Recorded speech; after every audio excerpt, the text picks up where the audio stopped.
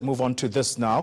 Ahead of Monday's United Nations Climate Change Summit in New York, protesters will today be taking to the streets of Johannesburg as part of a major global mobilization demanding action. Well, a number of countries building new coal power stations will not be given a chance to speak at the summit. Among these are South Africa and Japan. But to talk to us about today's protest in Johannesburg is climate change and energy campaigner Bukelwa Nzimande, who is from Greenpeace Africa.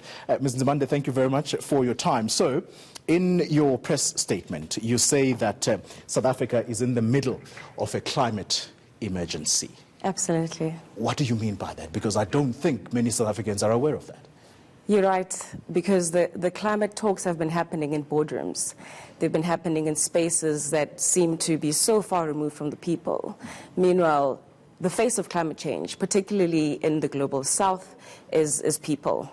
It's not only people, it's ordinary citizens, it's farmers that are devastated by droughts. It's the people who've been hit by floods and storms in ways that they've never been hit before. It's in Mpumalanga, where there are communities that are basically breathing in deadly air that is polluted. In Durban, with the floods. So of late, I mean, we've been seeing it for a while, but of late, the red flags have been coming up more and more, that climate change is no longer just a natural or an environmental issue, but it's a social justice issue, and it's a people issue, and we're seeing it more and more. So people are going out in the streets and saying, government, take a stand, listen to us. There's a change that's happening. It's an emergency, and we need to act as though it's urgent, and it is an emergency. And let me link directly to that state of emergency that you want to talk about. And this march, in essence, you're saying that it is meant to highlight the need for the country to take more ambitious action.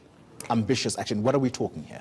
So we've seen, South Africa has committed to the Paris Agreement and has its own nationally determined contributions, which are meant to basically cut emissions. But even in those that have already been set, they're not ambitious enough to keep us or cap global heating below 1.5 pre-industrial levels. So already in seeing that whatever exists is not ambitious, something needs to happen, something needs to change now. And our government needs to take climate change or climate heating and the climate breakdown more seriously in saying these are the steps that we're going to provide, and providing clear pathways, mobilizing resources to ensure that it's not too far gone, that we act now and we're mitigating now as opposed to actually reacting once we're hit by these disasters. Let's talk about fossil fuels, with Eskom, of course, being among the biggest contributors to pollution. Unions are involved in this march that you will be embarking upon, but it's a double-edged sword for them. Talk to us about whether, the solution, where the potential solution is going to be, particularly for their members, because the potential disaster there is loss of jobs. Absolutely. The point that you mentioned is that there are big drivers, the industry drivers. We're talking of Eskom and Sasol, who are the highest polluters in South Africa or even in Africa. And really what we are wanting to see is our government committing to facilitating but also planning for a just transition. And what a just transition looks at is that you're looking at the social element, you're looking at the environmental element and the economic element, and those three pillars are moving forward together. So you're right in saying that we have unions that are joining, and the reason why they're joining is because they were well invested in the just transition. But at the end of the day, it's where does the buck stop?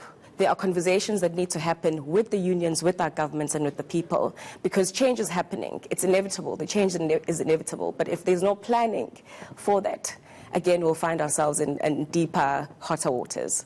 Bukelwa Nzimande, thank you very much for waking up to come and talk to us here. Sure. She is with Greenpeace Africa.